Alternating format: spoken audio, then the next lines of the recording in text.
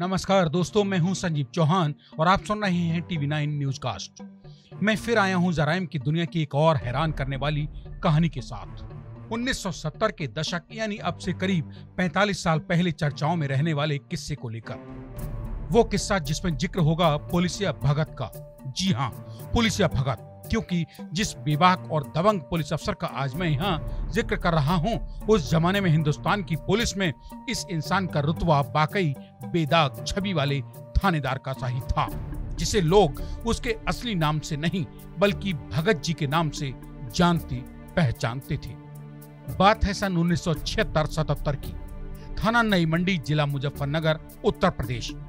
1966 batch UP police के अड़ियल दरोगा की छवि रखने वाले सुरेंद्र सिंह लौर नई मंडी थाने के कोतवाल बने ही थे। आज करीब 80 साल के हो चुके यूपी पुलिस के रिटायर्ड डिप्टी एसपी यानी पुलिस उपाधीक्षक सुरेंद्र सिंह लौर 1976-77 में अपने मन की सुनने और अपनी धुन की करने के लिए जाने पहचाने जाते थे। रिश्वतखोरी के लिए बदनाम पुलिस महकमे में भी लौर की ईमानदारी के चर्चों का आलम यह था कि लोग उन्हें भगत जी कहकर बुलाते थे। चलिए आपको सीधे लेकर चलता हूं अब से 45 साल पहले के थाना नई मंडी, जिला मुजफ्फरनगर के किस्से पर। भगत जी ने नई मंडी कोतवाली में एक कोतवाल का चार्ज संभाला ही था। कोतवाल भगत जी को पता चला कि इलाके में टुइया नाम के बदमाश से खतरनाक दूसरा कोई और अपराधी उन दिनों 8-10 थाना क्षेत्रों में मौजूद नहीं था। भगत जी के थाना नई मंडी कोतवाल बनने से कुख्यात टुइया की भी नींद उड़ चुकी थी।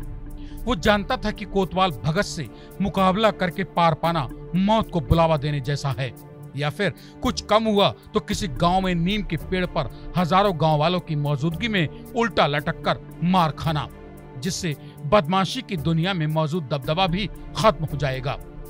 बदमाश को नीम के ही पेड़ पर उल्टा टांगने का शौक क्यों? करीब 45 साल बाद अब जब टीवी9 भारतवर्ष के इस विशेष संवाददाता ने सुरेंद्र सिंह लौर से पूछा तो वे बोले, बदमाश और नीम के पेड़ दोनों का ही टेस्ट कड़वा होता है। बदमाश समाज के लिए हानिकारक होता है, नीम समाज के लिए फायदेमंद। मेरी सोच थी कि समाज के दुश्मन बदमाश पर कड़वे नीम की अच्छी संगत का ही शायद कुछ असर डलवा सकूं। दरअसल अड़ियल थानेदार के रूप में चर्चित सुरेंद्र सिंह लौर खूंखार बदमाशों का एनकाउंटर कर उन्हें निपटाने में कतई विश्वास नहीं रखते थे। उनका मानना था कि अपराधी के एनकाउंटर से उसका तुरंत उद्धार हो जाता है, जबकि वो खुद की मौत से कहीं ज्यादा सजा का हकदार होता है। पुलिस की 1 या 2 गोली किसी अपराधी को माकूल सजा देने के लिए कभी पूरी नहीं हो सकती। सजा वो होनी चाहिए जो सताए हुए समाज के बीच जिंदा रहकर बदमाश भी लंबे समय तक भोगे। बहरहाल भगत के नई मंडी कोतवाली का कोतवाल बनते ही थानेदार भगत और बदमाश टुइया दोनों के बीच सांप नेवले की सी लड़ाई शुरू होनी थी सो हो गई।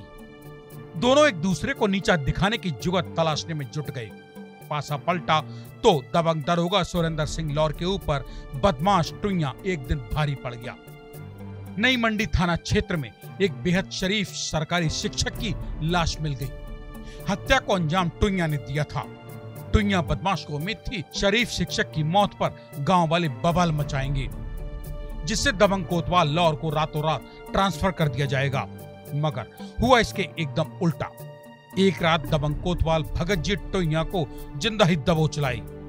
कोतवाल सुरेंद्र सिंह लौर पर पति को छोड़ने का दबाव बनाने के लिए बदमाश टुइया की मास्टरमाइंड बीबी ने आधी रात को नई मंडी कोतवाली में तांडव मचा दिया। किसी बेकसूर का कत्ल करके भी बदमाश टुइया नई मंडी कोतवाली से मगर उस जमाने के अड़ियल थानेदार SS लौर का ट्रांसफर नहीं करा पाया। ना ही बदमाश टुइया खुद को दरोगा सुरेंद्र सिंह लौर के चंगुल में फंसने से ही बचा सका। टुइया की गिरफ्तारी के बाद उसे क्या सजा हुई, पूछने पर retired deputy SP Surendra Singh Laur बेसाख्ता खिलखिलाकर हंस पड़े और बोले, टुइया और उसके गैंग के कई शार्प शूटर आधी रात को नई मंडी कोतवाली की हवालात में बंद मेरे आगे गिड़गिड़ा रहे थे। वे जिंदगी की पनाह मांग रहे थे, जबकि कोतवाली में मौजूद गांव वालों की भीड़ टुइया को खुद गोली से उड़ा देने के लिए पुलिस से भिड़ रही थी, ताकि इलाके से टुइया का नाम और कलेश हमेशा हमेशा के लिए कट जाता। तो दोस्तों, कैसी लगी साधु सन्यासी किसी भगत से थानेदार या कोतवाल की दबंगई की आप बीती मुंह जबानी? कमेंट बॉक्स में पहुंचकर जरूर बताइए। नई कहानी के साथ मेरे लौटकर आने का कीजिए इंतजार। तब तक के लिए मेरा यानी अपने दोस्त संजीव चौहान का स्वीकार कीजिए। नमस्कार।